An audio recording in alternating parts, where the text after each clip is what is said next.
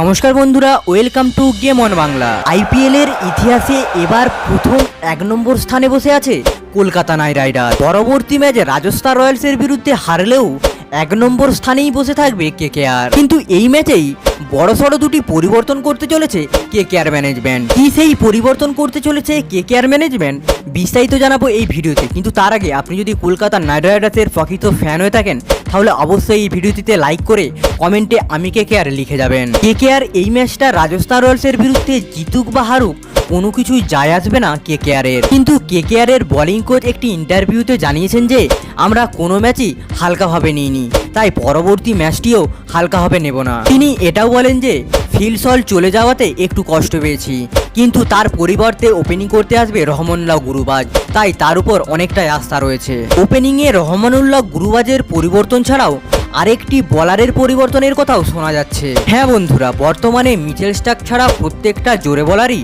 ভালো পারফরমেন্স করেছে, তাই এদের মধ্যে যে কোনো একটি প্লেয়ারকে রেস্ট দিয়ে পরবর্তী ম্যাচ রাজস্থান রয়্যালসের বিরুদ্ধে খেলাতে পারে চেতেন সাকারিয়াকে। বর্তমানে এই চেতেন সাকারিয়া নেট প্র্যাকটিসে দুর্দান্ত বোলিং করেছেন। এবার দেখার বিষয় হলো পরবর্তী ম্যাচ রাজস্থান রয়্যালসের বিরুদ্ধে যদি তিনি চান্স পায় তাহলে কেমন পারফরমেন্স করবে। আপনাদের কি মনে হয়?